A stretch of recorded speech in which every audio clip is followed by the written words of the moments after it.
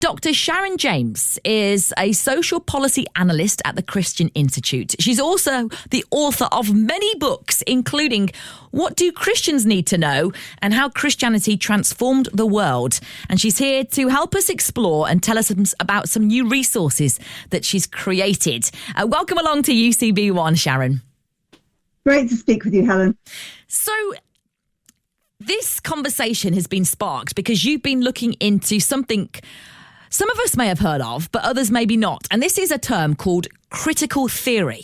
And I'll be honest, Sharon, it's something that I've been wanting to understand more about. I've heard it kind of mentioned in different podcasts, and I know it's kind of a philosophical premise, but I don't know much about it. So can you just explain to us what exactly is critical theory? Well, I love that, Helen, because it's really where all of us are at. We're all wondering what's going on. And as we go around the country with the Christian Institute, so many people say to us, what is going on that my daughter's coming home from school and her teacher's told her that there's 100 genders?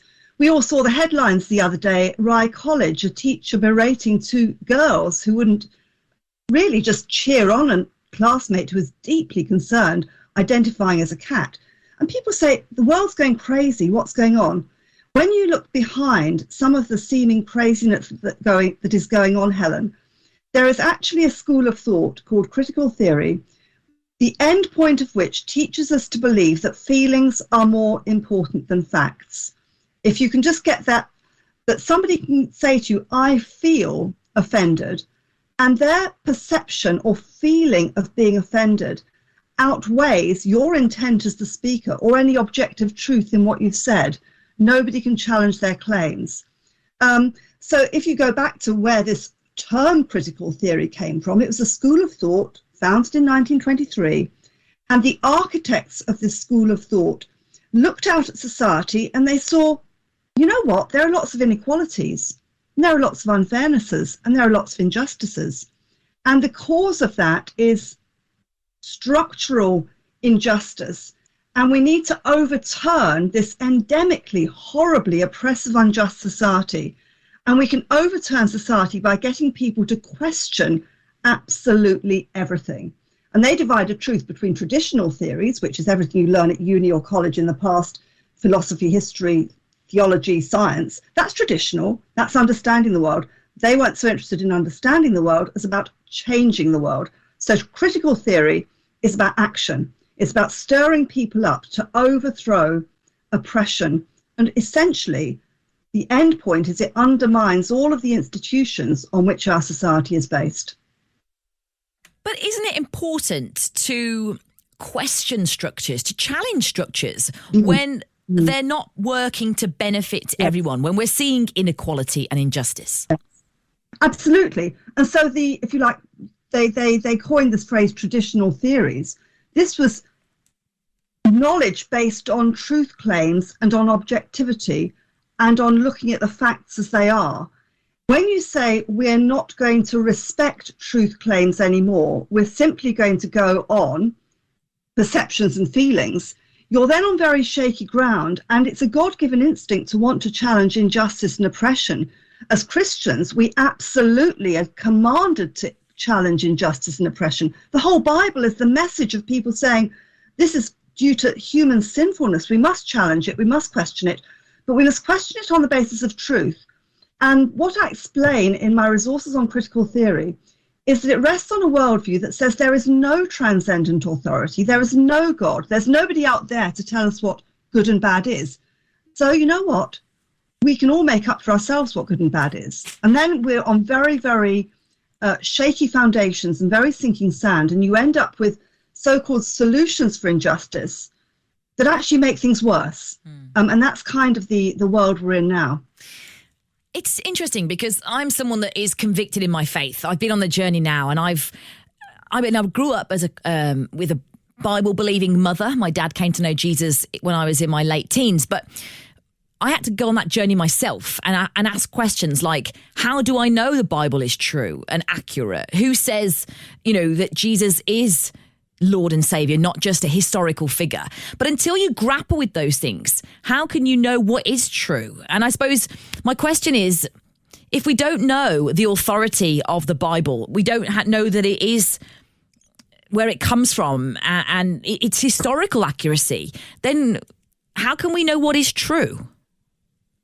Well, the thing is that the foundation for truth and reality is that there is a transcendent authority who created the world, who has wired into human beings a sense of right and wrong. I mean, the wonderful thing when you have children and grandchildren is that even from the earliest age, Helen, you see they have a very highly developed sense of justice. Yeah. If the next child has got 3 sweets and they've got 1, that's not fair. Now, where did that sense of justice come from? It comes from the God who made us, and he's given us a conscience. His moral law that it is wrong to kill, it is wrong to steal, it is wrong to do all of these unjust things. If people lived according to his perfect moral law and according to conscience, we would have a just society. But he is the foundation of that truth and reality and morality.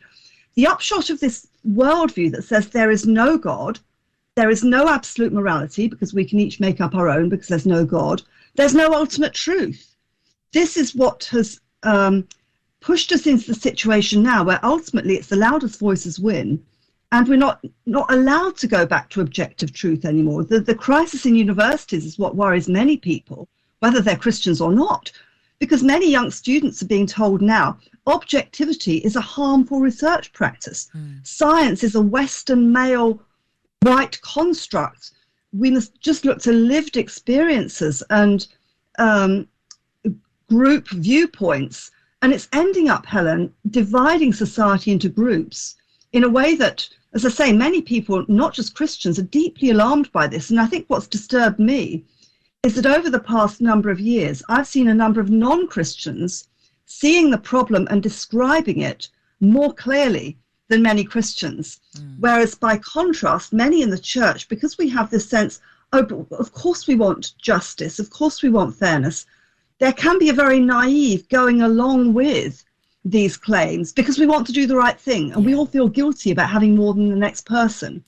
And so at the Christian Institute, we're very willing to listen to people who aren't necessarily Christians, but if they're having a good analysis of the problem, we'll listen to them. But then we say, well, thank God we have the answer, which is gospel hope and certainty in the God of truth. But we can hear other commentators. I'd mentioned Douglas Murray in his brilliant book, The Madness of Crowds. It's a very good description of where we're at the moment, a kind of collective madness. We can learn from people like that. And then we say, well, what does the Bible say? There is a God. There is objective morality. There is objective truth. So I know you've created some resources available to people. So how do we then share the certainty of, a God of truth, of that biblical authority that we trust, without sounding narrow-minded, bigoted, which can often be the picture painted by our society for holding on to truth? Well, I think that what I do in the resources, Helen, is I go back and I look at the development of these ideas, and I look at the people who formulated these ideas, and I say, well, what was the effect in their own lives? Because if you look at someone like Michel Foucault, for example, he demanded absolute freedom. But then you say, well, he lived that out in his own life, and he ended up, we know now, abusing little boys in an atrocious way. And you say, well, how do these ideas work out in practice? And I think that whether you're a Christian or not, you want to say, how do ideas work out? And how do they work out on a societal level? So I look at the way that these ideas have developed, the actual impact they had on the lives of the people who promoted them, as well as in societies, and then contrast that with the biblical worldview, which says, yes, love neighbor, yes, challenge oppression, but we can't just see people as members of groups. We have to see people as individuals with individual responsibility and respect them as individuals. And then we also have to respect the unity of the human race. We all are descended from the same first parents. We all have equal dignity because we're made in the image of God. And the biblical worldview respects both the individual moral responsibility of each person and their dignity, and also the essential unity of the human race. Whereas the grievous thing about critical theory is it's left us in this world of identity politics where we see people first and foremost in terms of their group identity, which is such a divisive thing. It is huge, isn't it? Identity politics and how we speak to each other. You know, what do you do? Who, you know, it's even those questions we can ask ourselves or those around us. Who are you? And I suppose it's knowing who we are first and foremost. As a Christian, that means I am a child of God, and you know the other things are kind of additional, and I'm loved. And if that is what I know to be true, then I live my life that way. But I suppose you've made the point at the beginning of this conversation around how churches, Christians can kind of fall into some of these critical theory traps, wanting to be, you know, liberal, accepting. And as you said, you know, we know that the mandate as a Christian is to love God and love others. So how do we do that without, to make sure that we're not falling into some of these traps, but living out that message of hope that the gospel is for every person? Yes, I think that when we base everything on the authority of the God who has spoken, the living God, he does not lie. He has given us his word. When we look for solutions to injustice, we look for solutions that are in accordance with his moral law. So absolutely we oppose all. The Bible is clear that all partiality and discrimination is wrong.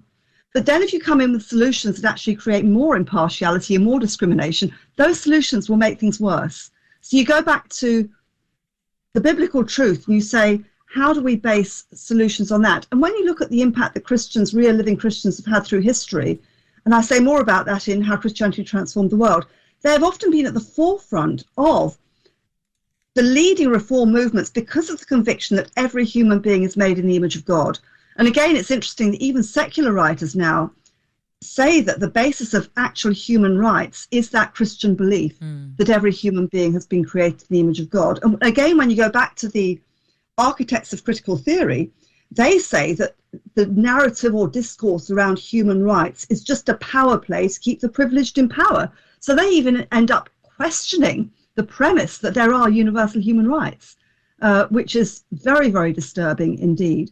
So I think that we can be confident that God has commanded that everyone should be treated with respect and with dignity, and that is the basis on which we seek social reform.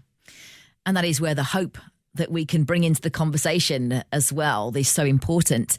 I have got so many more questions, Dr. Sharon James, but unfortunately our time is up. But I want to encourage you, if you're listening and want to find out more, Sharon has written these resources that you can find on the Christian Institute website, christian.org.uk. But I mentioned you are an author. Sharon, you've written books including The Lies We Are Told, The Truth We Must Hold, Gender Ideology. And you've also, as I mentioned, written this book, How Christianity Transformed the World. And I know you spoke to Paul Hammond as part of our Life Issues podcast, and it's worth a listen to that one as well. But as we say goodbye, Dr. Sharon James, give us a word of encouragement for believers or for people who are just really feeling a bit overwhelmed as parents around all these different subjective truths that are being brought to attention, particularly in schools and around our young people online. How do we hold on to hope and on to truth when we want to be, you know, the best we can be with our children, with our young people and ourselves as well? Yeah, many young people are growing up in a culture that says there is no hope. The world is basically doomed. There's no truth. You make up your own identity. And those young people need to be pointed to Jesus Christ, who says, I am the way, the truth, and the life. And he gives that wonderful invitation, come to me, all of you who are kind of fed up with life, and I will give you rest. These wonderful gospel promises are open to absolutely everybody without exception. And that reality of truth is just there. All of the nonsense, words don't actually mean anything. Truth isn't there. Just look out at the world that God's created. It shouts and it cries out that there is a God who made it, and there is a good God who made it. So I think that whoever is out there who is working with young people, offer the truth of the Bible and the truth of God's word and the truth of the gospel. It's such a positive message in contrast to the dead pessimism that so many young people are embracing at the moment.